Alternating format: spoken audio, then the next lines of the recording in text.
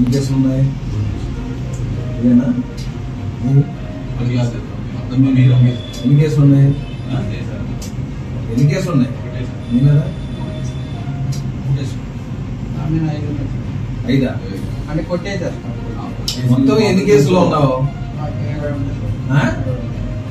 20 కేసులు. అంటే 3 కింటా బియ్యం కావాలి పెట్టింది సార్. ఈ కింటా బియ్యం ఒకప్పుడు బాబు 20 కేసులు పీడిఎస్ రైస్ కేసులే. అవి ఆపేసాను సార్. ఆపేసినా మనం చేస్తున్నామని 20 మంది ఎందుకు పెట్టిస్తారు అంటే పోలీస్ ఇన్వెస్టిగేషన్ లో ఇదో బాబు పోలీస్ ఇన్వెస్టిగేషన్ అనేది ఒకటి చేస్తారు కదా.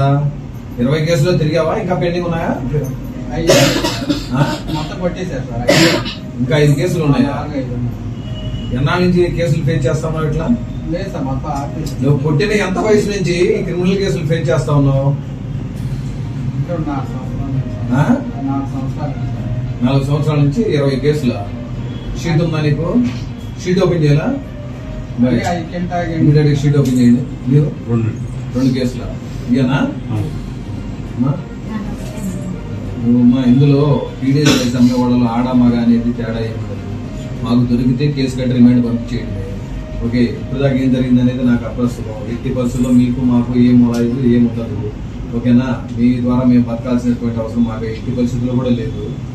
మా ఏరియా నుంచి నువ్వన్నా చూసా ఒక బస్తా అర బస్తా అది పీడిఎస్ రైస్ ప్రజల ఇళ్లలో ఉండాలి. లేదు నీ దగ్గర ఒక బస్తా దొరికినా కూడా లీగల్ యాక్షన్ చాలా స్ట్రాంగ్ గా తీసుకుంటాం. నీకు ఇమీడియట్ షీట్ ఓపెన్ చేస్తాం. బాబు పద్ధతి మార్చుకొని మర్యాద బతుకుతానంటే మర్యాద ఇస్తాం.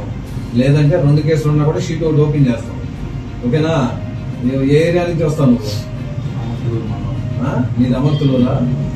మా ఏరియాలో అడుగు పెట్టావంటే మాత్రం నీకు కింద నుంచి పైదాకా మర్యాద ఉంటుంది. నీకు నీదే ఏరియా? చుండూరా? చుండూరు నుంచి వచ్చి ఇక్కడ నేరం చేశావు. అదే బాబు చుండూరు కదా. ఈ కేసులో ముద్దాయి ఉన్నావా లేదా? మరి 5వ పేరు అయితే 10వ పేరు అయితే ఎవరు? చుండూరా? చుండూరు ఈ కేసులో 20 కేసులో ముద్దయింది.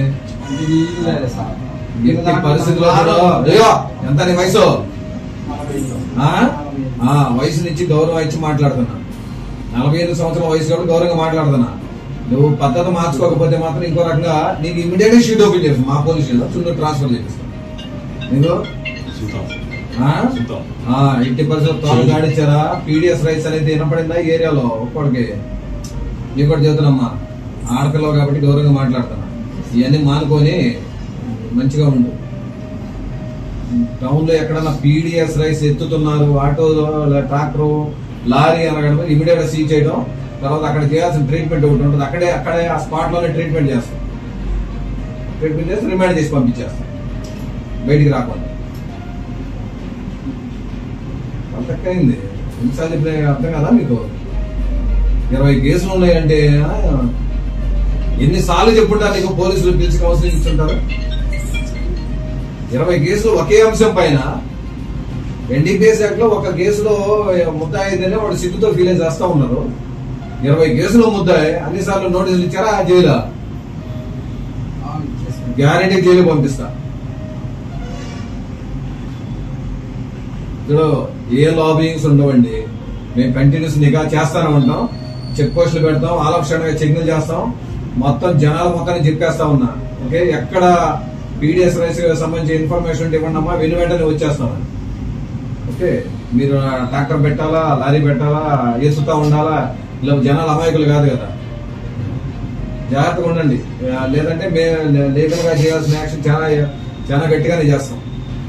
రాయించుకునే బౌండర్ చేసి ఎట్టి పరిస్థితుల్లో ఇంకెప్పుడు కూడా పీడిఎస్ రైస్ ఆ విషయాలు ఇంటర్ఫీర్ అయిందో రాయించుకొని పోండి.